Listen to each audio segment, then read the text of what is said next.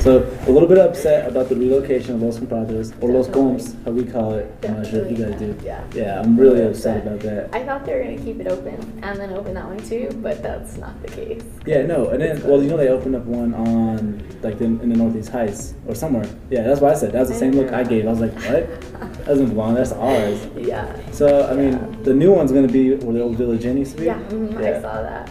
I think it's open. I had fond memories of the Village Inn. Yeah. Okay, to put you on the spot right now. Favorite place to eat in the South Valley? I have to say I like Leroy's. Hey, Leroy's is good. You ever tried Abuelitas? It's venturing down in like Los Feliz area. Farther down. Yeah, actually my friend's parents own it. Oh really? Yeah, Joseph Martinez. Okay. Originally a St. Pius grad, correct? Mm-hmm. And also, being from the South Valley, those are like, in a sense, by itself, like two kind of, for the local Albuquerque area, I would say, that those two were like kind of conflicting issues. Mm-hmm. Being that it's a private school, and that the South Valley has a reputation that it may have. Mm-hmm. How have you been able to handle that?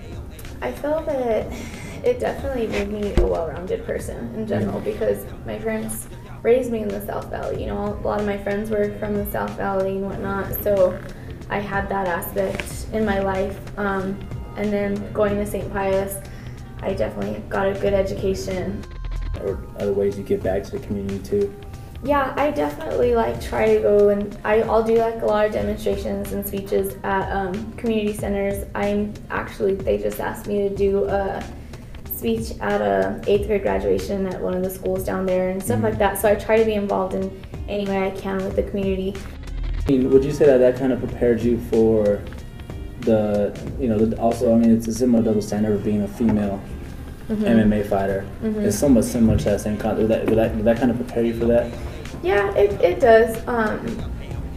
It definitely made me feel like independent, you know, and you have to have a strong personality to be able to be a professional MMA fighter.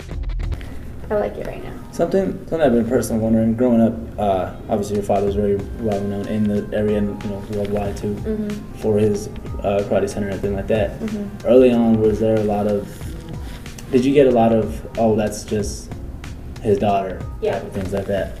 I think that for my first fight, that a lot of people were like pretty interested in the fight to see like if I was really gonna be able to live up to, you know, being his daughter and whatnot. And so there was a lot of people at my first fight, and I kind of feel like a lot of them were there to see, just to see, because I was his daughter.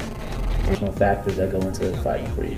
Well, one of the main reasons that I do fight is because of my dad. You know, the time that I get to spend with him, I definitely have a very unique relationship with my dad. I don't think that there's anybody else that has a relationship like that with their father. I do everything with him. I go camping, hunting, fishing, and then my job, which is fighting, I still am doing with him. And so I get to spend a lot of time with him, and I get to learn from him, because that's like my end goal is I want to, you know, help him run the dojo. Like my dad's my head coach. My mom is definitely like an assistant coach. You know, she helps me. She's one of the highest ranking women in Kajikimbo as well. So, you know, if I need advice too, I go to her. And then my sister is also a fighter. She fights in the weight class above me, so we're close to the same size. So just the overall experience, it's a lifestyle for me. And so that is why I fight, but also why I fight is to show like girls from the South Valley that you can do it. You know, you can go to school, because I went to school before I went, and I got my degrees, did everything like that before I fought, and like want them to stay in school, you know, because after I fight, what am I going to do? You know, I'm not going to fight forever. Like, you have to have something to fall back on, and that's what I want to teach these kids that are in our dojo, you know, stay in school. You also do nails. What do you think about guys getting pedicures and manicures? What do you think about that? It pays my bills. But you got to like, you know, you guys have nails just like we do. Hypothetically speaking, somebody like your boyfriend's like, hey, I gotta go get a manicure. Your first thoughts are? I'm cool with it as long as there's not polish. As long as they're not like getting the black polish and, you know, doing all that kind of stuff that I know a lot of guys are doing now. I'm good with it. Like a little buff is good, but yeah. Anthony A signing off here, and as you can see, next time you see my hands, they'll be manicured up by the lovely Miss Angelica Chavez. And there's no one can say anything to me because she has my back. She can obviously fight better than I can, and she also make me look good too. So we're signing out. Peace.